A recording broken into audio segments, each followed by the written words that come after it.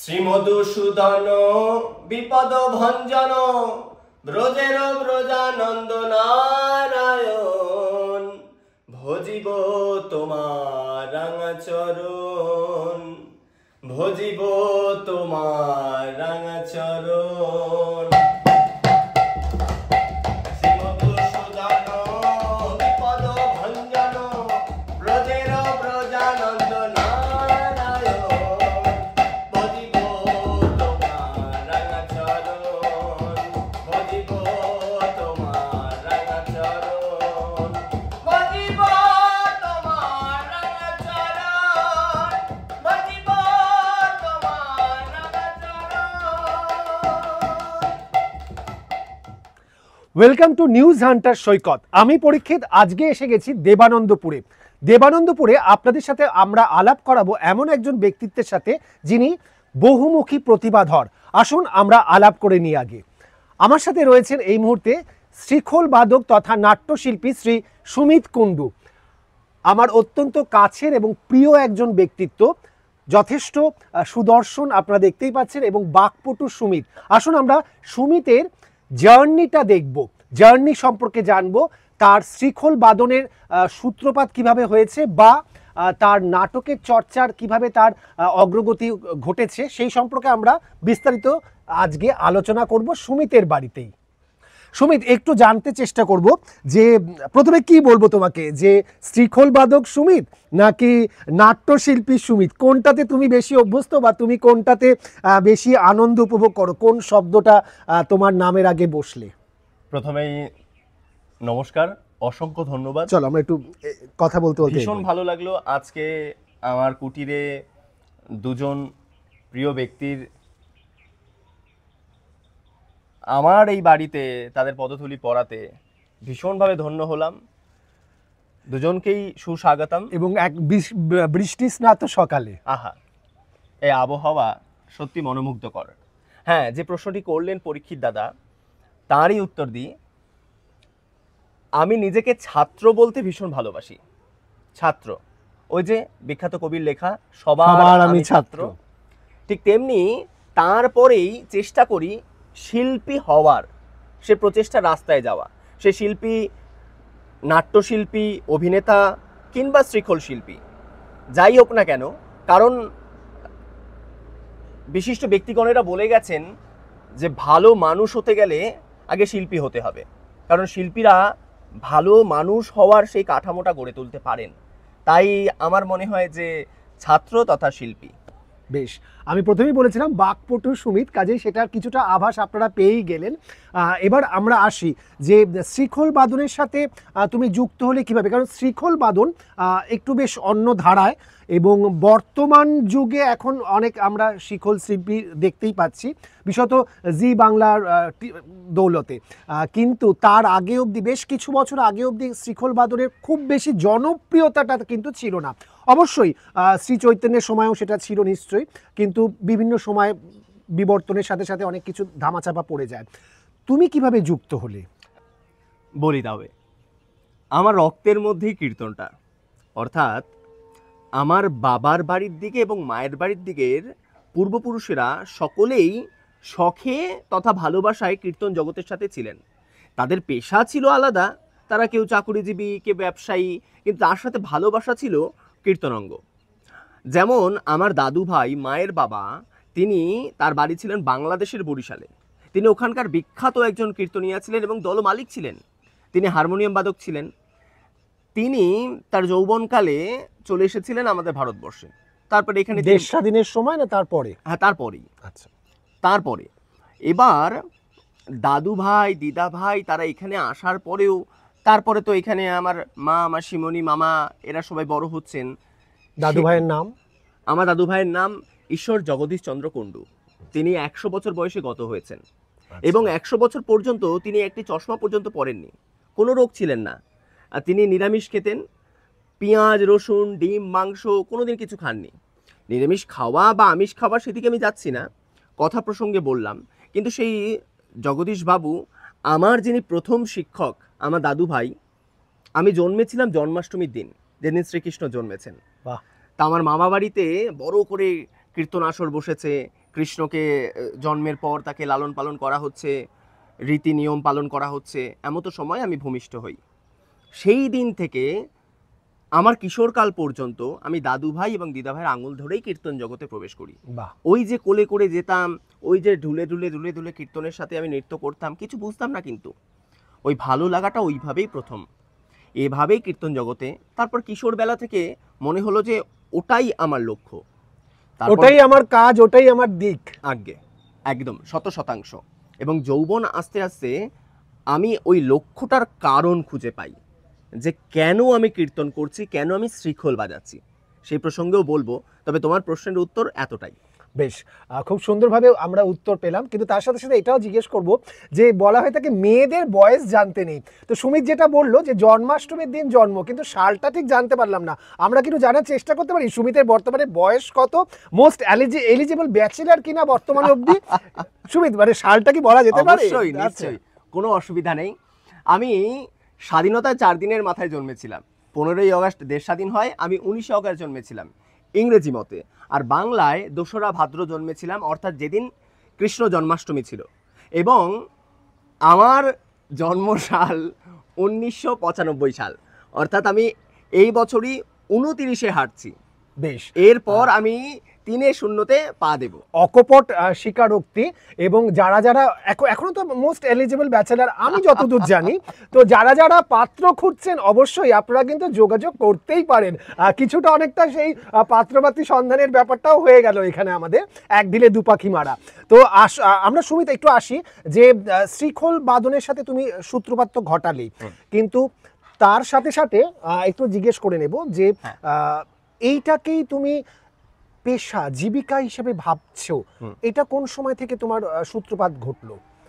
তখন বা তোমার কাছে তো আরো অনেক পথ হ্যাঁ। ছিল, ব্যবসা করতে পারতে বা চাকরি তো গ্রহণ করতেই ভীষণ ভালো পারতে, প্রশ্ন। তো সেটা কেন তুমি তোমার মানে ভালোবাসা একরকম অনেকের ক্ষেত্রে ঘটে, কিন্তু শুধুমাত্র ভালোবাসা দিয়ে তো আমাদের পেট ভরে না, খুব সত্যি না, কথা। ঠিক। তো সেক্ষেত্রে তুমি কেন কারণ এই পথটা বেশ দুর্গম একটা পথ, হ্যাঁ, তো ভঙ্গুরও বলতে পারি, কারণ সকলে তো সেটাকে ধরে রাখতে পারে না।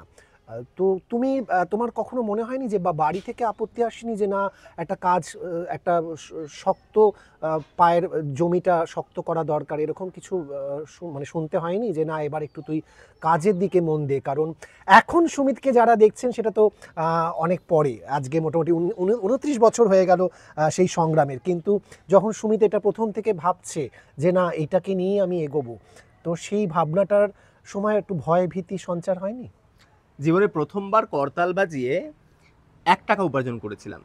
মানে সে বাড়িতে, সেটা উপার্জনও নয়, উপহার। সেই বাড়িতে অন্ন পাওয়ার পর দুপুরবেলা মধ্যাহ্ন ভোজের পর একটি টাকা হাতে দিয়েছিল। প্রথমবার বাবা মা বিনে আমার হাতে আমি কীর্তন জগৎ থেকে একটি টাকা নিয়ে আসি। তারপর ধীরে ধীরে কীর্তন করার সময় আমি প্রথমে করতাল বাজাতাম, এবং প্রথমে যে করতালটা বাজাতাম পরবর্তীকালে পেশাদার করতালি হয়ে যেটা বাজাতাম সেটা নয় তো, প্রথমে তো ভালোবেসে যেমন বাজায়। কিন্তু আমি যেহেতু ওই গুলুমুলু দেখতেছিলাম, সবাই গোপাল ঠাকুর বলে কোলে নিত, আমি দুহাত তুলে নৃত্য করতাম, করতাল বাজাতাম, খঞ্জনি বাজাতাম, জিপসি। তা এমতো সময় কি হয়েছে, ওই জিপসিকে আমাদের কীর্তন জগতে বলা হয় প্রেম জুড়ি। কি সুন্দর ঘুঙুরের মতো নুপুরের মতো আওয়াজ হয়, তাই।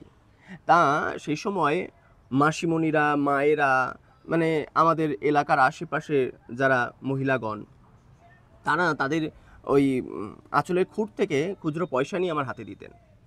প্রথম উপার্জন আমার সেটাই। কিন্তু আমার দুর্ভাগ্য যে আমি অন ক্যামেরাতেই বলছি, সেই সময় সেই উপার্জনগুলো আমি বাড়িতে আনতাম না। যে কীর্তন দলের সাথে করতাম, সেই কীর্তন দলের মালিক যিনি, তার হাতে দেওয়াতে তিনি সেটা নিয়েও নিতেন। তিনি কখনো বলেননি যে এটা তোমার। এবার বাড়িতে আসার পর আমি তো ছোট্ট মায়ের সাথে গল্প করছি, মা আমাকে অমুক ঠাকুমা এত দিয়েছে, তমুক ঠাকুমা এই দিয়েছে। তো মা বললেন কোথায় সেটি, দাও আমি ঠাকুরের জন্য বাতাসা কিনে আনি। আমি বললাম আমি তো যেটুকু দিয়ে দিয়েছি। তার পরবর্তীকালে একটি জায়গায় আমি তখনও আমি কিশোরেরও ছোট বলতে গেলে, একটি জায়গায় 1 সপ্তাহ ধরে কীর্তন আসর চলছে, মানে এক দিনে 2টো করে আসর পড়বে, একদিনে 2টো করে আসর পড়ে। তা 14টা আসর পড়েছে। 14টা আসরে বিভিন্ন জায়গার দলের কীর্তনিয়ারা এসেছে। তাদের সাথে আমি বিনামূল্যে করতাল বাজিয়ে যাচ্ছি করতালটা শিখবো বলে। তার কারণ প্রথম করতাল বাজাতাম যেখানে তারা না আমার সেই আমার কায়দাটা, আমার সেই ভঙ্গিমা, আমার বাজানোর দ্রুততা, এগুলোকে চেপে রাখতো। না, ওভাবেই বাজাও, ওই 1 2 3 1 2 3, সে বেড়ে ওঠা, এগিয়ে যাওয়া, এটার পেছনে কেমন যেন কাঁকড়ার মতো। ওই প্রথমবার দেখলাম যে দ্রুততা কাকে বলে, বা তাল কাকে বলে, লয় কাকে বলে, বোল কাকে বলে। সেখান থেকেই আমার প্রথম করতাল বাদক রূপে যাত্রাটি শুরু। বা এটা হতে পারে অনেকে তো থাকে কুপমণ্ডুক, তাদের মধ্যে কুপমণ্ডুকতার একদম পরিপূর্ণতায় তারা নিমজ্জিত ছিল। তো তোমার মধ্যে সেই যেহেতু বিস্তর জ্ঞান বা একটা জানার আগ্রহ যেহেতু ছিল, শিল্পী সত্তা যেহেতু ছিল, শিল্প চর্চাকে কখনো বেঁধে রাখা তো যায় না, কারণ সেটা তার বহিঃপ্রকাশ ঘটবেই। তো আমরা সেটা সুমিতের মধ্যেও সেটা কিন্তু পেলাম।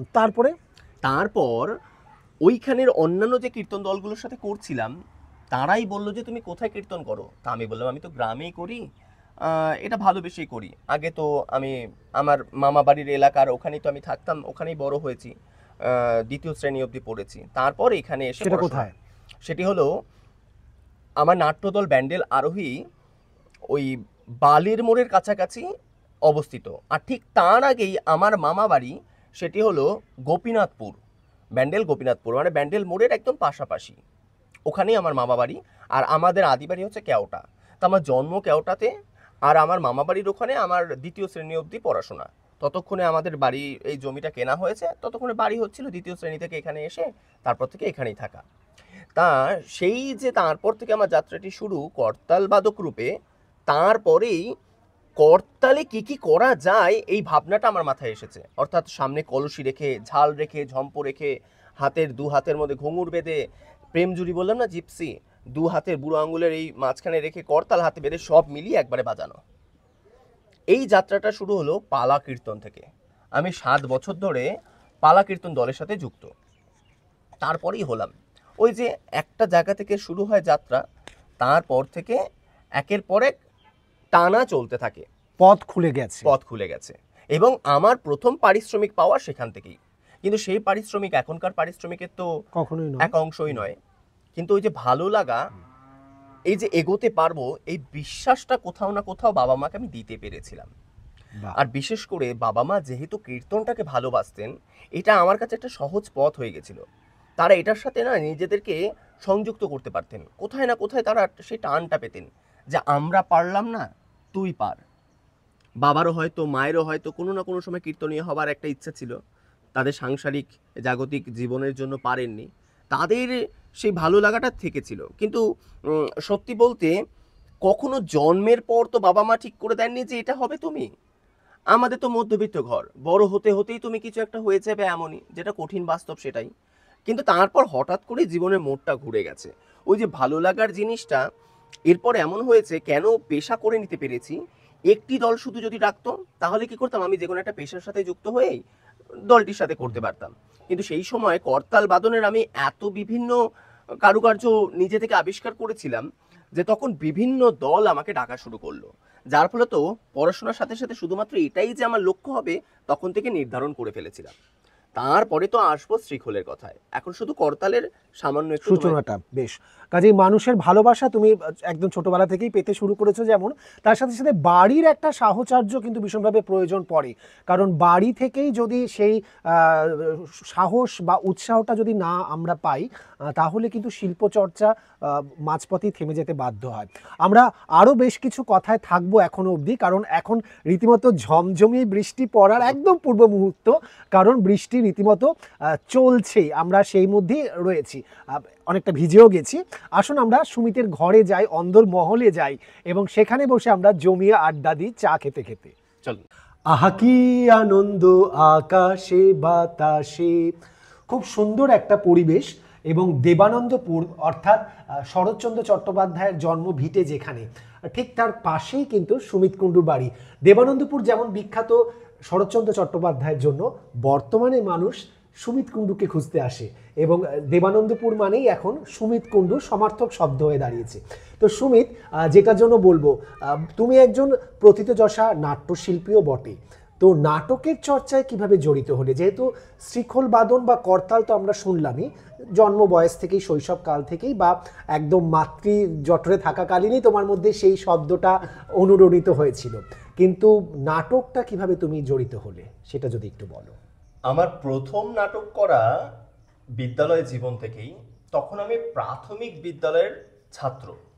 আমার বাড়ির পাশেই বিদ্যালয়টি, উপেন্দ্র স্মৃতি প্রাথমিক বিদ্যালয়। সেই বিদ্যালয়ে আমি তখন তৃতীয় শ্রেণীর ছাত্র। তো সেই সময় প্রথম নাটকটি যেটি হয় সেটির নাম হলো অবাক জলপান। তখন তো ওই বিদ্যালয়ে যারা যারা দুষ্টু ছেলে এবং পড়াশোনায় ভালো তাদেরকেই নাটকে নেওয়া হতো। তুমি কি দুষ্টু ছিলে না পড়াশোনায় ভালো ছিলে, কোনটা? দুটি। আচ্ছা, বাহ। আমি ভীষণভাবে দুষ্টু ছিলাম এবং আমি শুধু আমার বিদ্যালয় না, আমার গ্রাম দেবানন্দপুরের মোট 7টি বিদ্যালয়, 7টি বিদ্যালয়ের মধ্যে প্রথম হতাম পড়াশোনা। আচ্ছা, সুমিতকে যারা খুব কাছাকাছি ভাবে চেনেন তারা একটু কমেন্ট করে জানাবেন তো, সুমিত কি এখনো দুষ্টু আছে? চলো আমরা জানতে পারি। তা সেই 7টি বিদ্যালয়ের মধ্যে আমি প্রথম স্থান অধিকার করতাম, যার ফলত যেমন পড়াশোনাতে ভালো ছিলাম তেমনি ভীষণ দুষ্টু মিষ্টি ছিলাম। এই দুটি এক হয়ে যাওয়াতেই প্রথম থেকেই একদম মুখ্য চরিত্রে অভিনয় করতে হতো বিদ্যালয় জীবনের যে নাটকগুলি হতো বিদ্যালয়ের বার্ষিক উৎসবে। তা তারপরে তো আমি ভর্তি হলাম পঞ্চম শ্রেণীতে ব্যান্ডেল বিদ্যা মন্দিরে। সেই ব্যান্ডেল বিদ্যা মন্দির থেকেই আমার থিয়েটার জীবন, শুধুমাত্র নাট্য জীবন নয়, একেবারে মুখ্য থিয়েটার জীবনের সূত্রপাত। কারণ পঞ্চম শ্রেণীতে পড়ছি তখন উপকারের বাগে খায়, আমরা দেখো প্রত্যেকটি নাটকের নাম এখনো মনে আছে। সেই নাটকে অভিনয় করছি এবং তখন বন্ধুরা আমাকে রীতিমতো ঘুষ দিচ্ছে, কারণ পরিচালক আমি, স্যারেরা আমাকে বলে দিয়েছে আমাকে একটি সেই বিদ্যালয় থেকে কক্ষ দেওয়া হয়েছে যে ওই কক্ষতেই সবাইকে নিয়ে একসাথে অনুশীলন করতে। বন্ধুরা বলছে আমি ফুচকা খাওয়াবো, এ বলছে চুরমুর খাওয়াবো, এ বলছে ঘুগনি খাওয়াবো, আমাকে ওই চরিত্রটা, আগের দিন তুই আমাকে গাছ দিয়েছিলিস, আজকে কিন্তু গাছ হয়ে দাঁড়াবো। মানে আমাকে একের পর এক অনুনয় বিনয় যাতে তারা নাটকের মধ্যে যুক্ত হতে পারে। আজ তাদেরকে ভীষণভাবে মনে পড়ে, সে ঘটনাগুলো মনে পড়ে। পুরানো সেই দিনের কথা ভুলবি কিরে হায়, ও সে চোখের দেখা প্রাণের কথা। বেশ। তা সেই সময় আমি বলবো যে আমার নাট্য জীবন গড়ে ওঠার পেছনে তাদের অবদান ভীষণভাবে। তারা সেই সময় আমার কাঁধ হয়ে না দাঁড়ালে আমাকে, আমি যে অভিনয় করতে পারি, আমি যে থিয়েটারের একজন শিল্পী, এটা প্রথম মনে করিয়ে দিয়েছিল কিন্তু বন্ধুরাই। কারণ তারাই প্রথম বলেছিল বেড়ে হচ্ছে কিন্তু। তা সেই সময় সপ্তম অষ্টম শ্রেণীতে পড়াকালীন হঠাৎ করেই ব্যান্ডেল বিদ্যা মন্দিরে আমার প্রিয় একজন শিক্ষক সুবীর বাবু, তিনি আমার শ্রেণীকক্ষে এসে বললেন যে আমাদের বিদ্যালয়েতে ওয়ার্কশপ হবে, অর্থাৎ ব্যান্ডেল আরোহী নামক একটি নাট্যদল এসে তারা 1 মাসের মতো বা 11 দিনের জন্য বা 15 দিনের জন্য আমাদেরকে নাটক শেখাবেন। তখন তো ওয়ার্কশপ কি কিছুই তো বুঝতাম না। তারা ভেঙে চুরে বললেন যে বিষয়টা কি, এবং যারা যারা যুক্ত হতে চাও এই আমি দিলাম খাতা পেন, নিজের নাম লেখো। সবাই জানে সুমিত কুন্ডু নাটক করে মানে তো ও তো আগেই দেবে। কিন্তু আমার কাছে ওই খবরটা এসেছিল অনেক পরে। আমার যে সমস্ত বন্ধুরা, এখন বলতে আর দ্বিধা নেই কারণ এখন তারাও অন্য জগতে, আমি অন্য জগতে, তারা সেই সময় হিংসে করতো, যার ফলে তো সুমিত কুন্ডুর কাছে তারা নামটা, মানে এই সেই খবরটাই দেয়নি। হ্যাঁ, অলরেডি ততক্ষণে যে কজন নাম দেওয়া দিয়ে দিয়েছে। যখন জমা পড়বে এমন সময় আমার এক বন্ধু এসে বললো তাহলে কাল থেকে তাহলে শুরু হয়ে যাচ্ছে। মানে কি শুরু হয়ে যাচ্ছে? বলো কেন, ওয়ার্কশপ হবে তো, জানিস না বাইরে থেকে স্যারেরা আসবেন আমাদের নাটক শেখাবে। তাই নাকি, ঠিক আছে যুক্ত হয়ে যাব। বল নাম দিয়েছিস? তখন আসলে আর বিস্তারিত বলছি না, তখন গিয়ে আবার নাম দেওয়া ইত্যাদি ইত্যাদি। সেই যে ব্যান্ডেল বিদ্যা মন্দির এলেন এবং এবং ব্যান্ডেল বিদ্যা মন্দির বরাবরই মানে বিভিন্ন রকম সাংস্কৃতিক কর্মকাণ্ডের জন্য অন্যতম একটি বিদ্যালয় বলা যেতেই পারে, কারণ অনেক বিদ্যালয়ে শুধুমাত্র কিছু নির্দিষ্ট দিন উদযাপন করা হয়ে থাকে, 15ই আগস্ট বা রবীন্দ্র জয়ন্তী করতে হয়, করা হয়ে থাকে। যেহেতু আমি এই ধরনের কাজগুলোর সাথে জড়িত, আমিও জানি ব্যাপারগুলো বা দেখি, কিন্তু ব্যান্ডেল বিদ্যা মন্দির বহুকাল ধরে কিন্তু তারা সাংস্কৃতিক চর্চায় ছাত্রদেরকে উদ্বুদ্ধ করে এবং তাদেরকে একদম যাকে বলা হয় সামনের সারিতে নিয়ে আসা তারা ভীষণভাবে চেষ্টা করে থাকেন। একদমই তাই, 100% তোমার সাথে সহমত। এবং সেই সময়েও যে সমস্ত শিক্ষক শিক্ষিকারা ছিলেন তারা ভীষণভাবে সহযোগিতা করতেন। সে আবৃত্তি, গান, নাটক, নৃত্য, যে কোনো শিল্পকলা এবং বিশেষত শিক্ষার প্রতি, এছাড়াও খেলার প্রতি, ক্রীড়া প্রতিযোগিতায় আমাদের ব্যান্ডেল বিদ্যা মন্দির ভীষণভাবে উন্নততম ছিল। তার জন্যই কিন্তু স্যারেদের অবদান ভীষণভাবে। এবার যেটি বলছিলাম সেটি হলো যে ব্যান্ডেল আরোহী যখন এলো তখন সবাইকে একটি করে স্ক্রিপ্ট ধরিয়ে দিলেন। এখন যেমন গড়গড় করে বলছি, তখন না সেগুলো তো সেরকম ভাবে, কারণ তার আগে তো ওই বইয়ের পাতায় তো নাটকগুলো লেখা থাকতো। আমাদের তো বইয়ের মধ্যেই নাটকটি ছিল, স্যারেরা বলেছিল এই নাটকটি করতে, অবাক জলপান কিংবা উপকারের বাগে খায় ইত্যাদি ইত্যাদি। মানে সপ্তম শ্রেণী অবধি আমি টানা অনেক নাটক করেছি তার আগে ব্যান্ডেল বিদ্যামন্দিরে থাকাকালীন, এবং পরিচালনা করেছি, ওইটুকু পুচকু ছেলে আমি। এখন যেগুলো ভীষণ মনে রাখার মতো, ভালো লাগার মতো, ব্যান্ডেল বিদ্যা মন্দিরে ব্যান্ডেল আরোহী যখন এলো তখন আমাদের বর্তমানে তোমার আমার দুজনারই যিনি নাট্য পরিচালক শ্রী রঞ্জন রায় স্যার, তিনি এবং তার দল, এখন পর্যন্ত তার দল বলছি, মানে যেহেতু আমি তখন অতীতের সুমিত, তার দল এলেন, মন্দিরা সোম দিদিমণি, রঞ্জিত কাকু, সুস্মিতা দিদিমণি, আগে তারা আসাতে তারা প্রথমেই একদম নির্দিষ্টভাবে আঙুল দিয়ে বলে দিলেন যে এই ছেলেটি একমাত্র বাচাল, এই শব্দটি, এই ছেলেটি একমাত্র দুষ্টু, এছাড়া সবকটি শান্ত। এবং তার সাথে এটিও বললেন যে নিয়ে গেলে শুধু ওকেই নিয়ে যাব। আমার প্রিয় স্যার সুবীর বাবুকে বললেন যে এতগুলো ছেলের মধ্যে যার স্ক্রিপ্ট পড়াটি আমার নজর কেড়েছে, যার অভিনয়টা আমার ভালো লেগেছে, ইত্যাদি ইত্যাদি। আর রঞ্জন স্যার বললেন যে, এবং এখনো পর্যন্ত বলে 100টি ছেলের মধ্যে যে একমাত্র যা স্ক্রিপ্ট পড়াটা এখন আমার কানে লেগে আছে, ওনার কান, ওনার চোখ অন্যতম, উনি হয়তো সেইভাবে, সেইখান থেকেই ব্যান্ডেল আরোহীতে উঠে আসা। ওখানে যখন নাটকটির প্রথমে ওয়ার্কশপ হলো, একটি নাটক উঠলো শারদ উৎসব রবীন্দ্রনাথ ঠাকুরের, এবং সেটি আমাদের মিনার্ভা থিয়েটারে নিয়ে যাওয়া হলো। প্রথমবার নাটকটি করাতে মিনার্ভা থিয়েটার থেকে সকলে বললেন এত ভালো হয়েছে, আরেকবার করানো হলো। এরপর সেই নাটকটি আমাদের চন্দননগর, ব্যান্ডেল মুক্তমঞ্চ, তখন মুক্তমঞ্চটা ছিল না, তখন ফাঁকা জায়গা ছিল, এই সমস্ত এলাকায় করার পরেই রঞ্জন স্যার বললেন যে ব্যান্ডেল আরোহীতে শেখানো হবে, যারা যারা ক্লাস করতে ইচ্ছুক তারা তারা যুক্ত হও।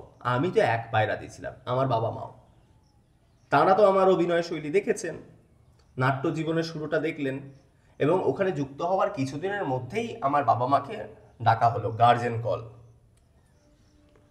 ডেকে বললেন যে ও আর এখানে শিখবে না। বাবা ভয় পেয়ে গেছে, কেন, কি দুষ্টুমি করলো? বলে এখন থেকে ও আর শিখবে না, ওই যে পুচকুগুলো আছে ওদেরকেও শেখাবে। ওই থেকেই আমার নাট্য জীবনের শুরু। তারপর ছোটরা বড়রা মিলিয়ে কিছু নাটক হয়, খাঁচার পাখি, স্বপ্নের জানলা। হঠাৎ করেই প্রথম একটি নাটক হয়, যে নাটকটির নাম রূপকথার জন্যে। সেই নাটকে প্রথম বড়দের সাথে আমি অভিনয় করি, সেখানে ছোটরা কেউ নয়। বড় অর্থাৎ যারা আমাদের প্রণম্য যারা নাট্যশিল্পীগণ আছেন আমাদের রাজ্যের, যারা একদম প্রথিতযশা, মানে রঞ্জন স্যার রয়েছেন, রঞ্জন রয় বা ডক্টর সার্থকী ভট্টাচার্য, মন্দিরা সোম, সুস্মিতা ভট্টাচার্য, তাদের সাথে। এবং আমার প্রথম চরিত্র যেটি, তার আগে অবধি যে কটি নাটক করেছি তাদেরকে আমি সে সমস্ত নাটকে শ্রদ্ধা করেই বলছি, সেগুলো তো আমাদের মতো বয়সী সবার সাথে করেছি। প্রথমবার যাদের সাথে করছি সেখানে আমার অন্যতম একটি চরিত্র যার নাম সখী বিলু, সেখানে আমি তৃতীয় লিঙ্গের এক ব্যক্তির চরিত্রে অভিনয় করছি। ভীষণভাবে একটা চ্যালেঞ্জিং রোল, এবং সব থেকে বড় কথা এই ধরনের যারা একদম প্রণম্য নাট্য ব্যক্তিত্ব, তারা সেই সময় একদম মঞ্চ কাঁপাচ্ছেন, তো তাদের সাথে সমভাবে একদম অভিনয় করা, সেই সুযোগ পাওয়াটাও তো একটা বিশাল সত্যি ভাগ্যের ব্যাপার, এবং সেই জায়গাটা তুমি গড়ে তুলেছো বলেই তাদের সেই জহুরির চোখ তোমাকে বেছে নিয়েছে। তো আমরা ছিলাম এতক্ষণ সুমিতের সাথে নাট্য চর্চা নিয়ে, নাট্য জীবনের সূত্রপাত তার দেখলাম। এরপরে এখনো বাকি রইল তার শ্রীখোল বাদন তো শুনতেই হবে। চলুন আসুন চা খেতে খেতে আরেকটু গল্প আমরা করতেই পারি। চা খেতে খেতে আড্ডা তো জমেই উঠেছে। তো আমরা যেটাতে ছিলাম, বর্তমানে অতি সম্প্রতি তুমি কিন্তু ব্যান্ডেল বিদ্যা মন্দিরেই গেছো, এবং সেখানকার এখনকার যারা বর্তমান প্রজন্ম রয়েছে তাদেরকে তুমি নাট্যচর্চায় কিছুটা হলেও শিক্ষিত করেছো, সেটার সাক্ষী আমি নিজেও রয়েছি। তো কেমন সেই অনুভূতি হয়েছে?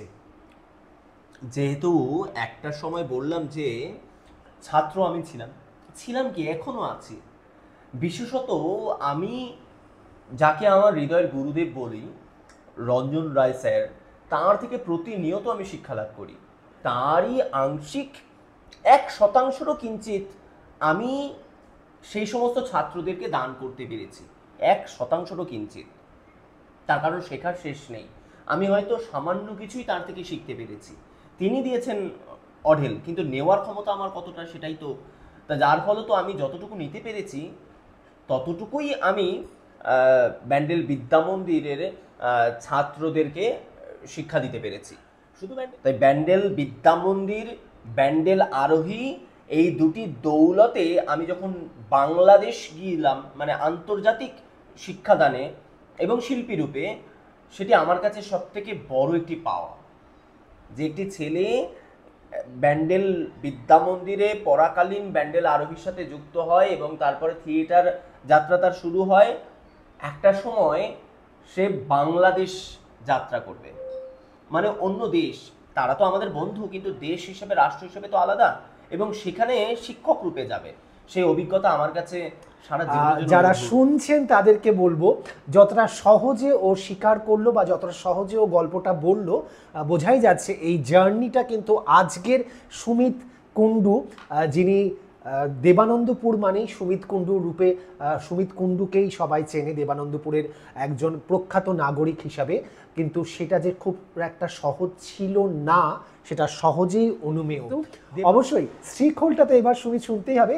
চাটা আমাদের এখন একদম অন্তিম পর্যায়ে, চাটা শেষ করেই আমরা আসছি সুমিত কুণ্ডুর সাথে শ্রীখোলের যাত্রায়।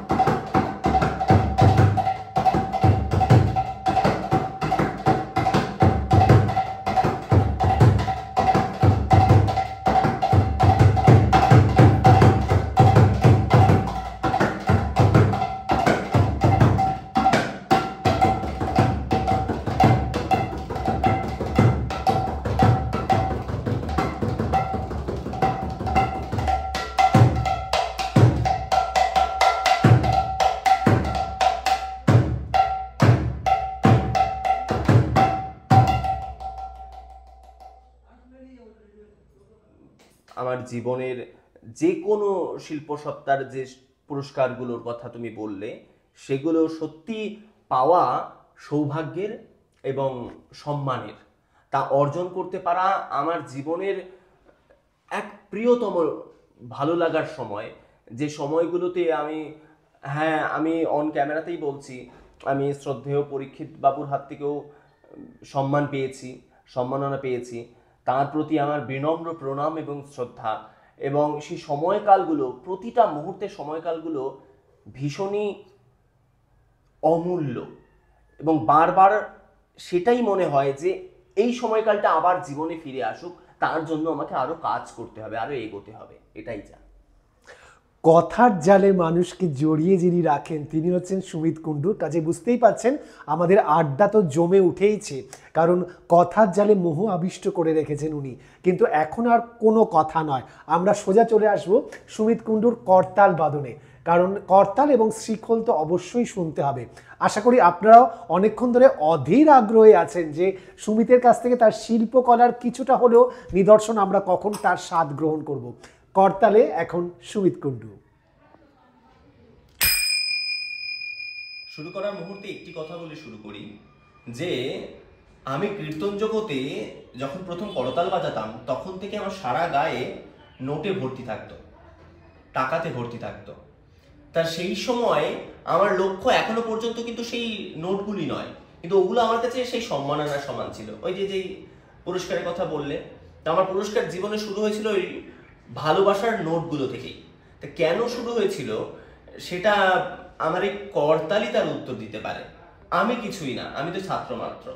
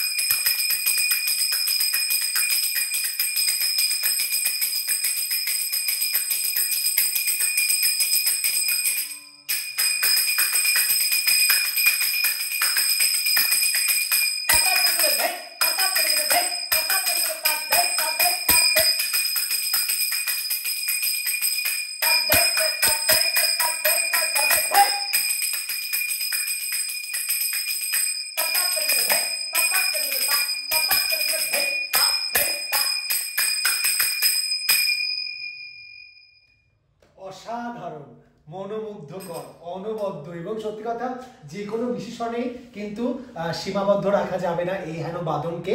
এবং মনে হচ্ছে যেন শুনেই যাই, কিন্তু আমাদের তো সময় খুবই সংক্ষেপ। এবার আমরা শ্রীখোল বাদনে চলে আসবো।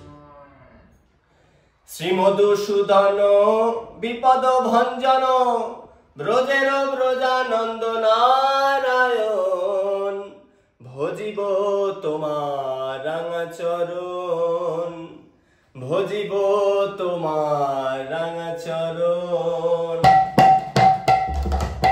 শ্রীমধুসূদন বিপদ ভঞ্জন ব্রজের ব্রজানন্দ নারায়ণ, ভজিব তোমার রাঙাচরণ, ভজিব তোমার রাঙাচরণ, ভজিব তোমার রাঙাচরণ, ভজিব তোমার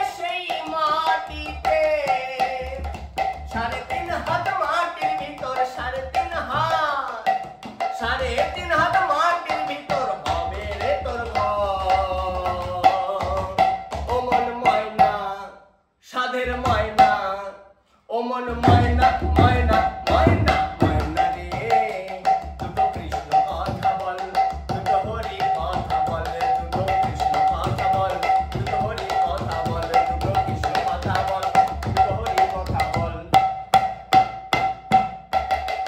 দুটো কৃষ্ণ কথা বল দুটো হরি কথা বল দুটো কৃষ্ণ কথা বল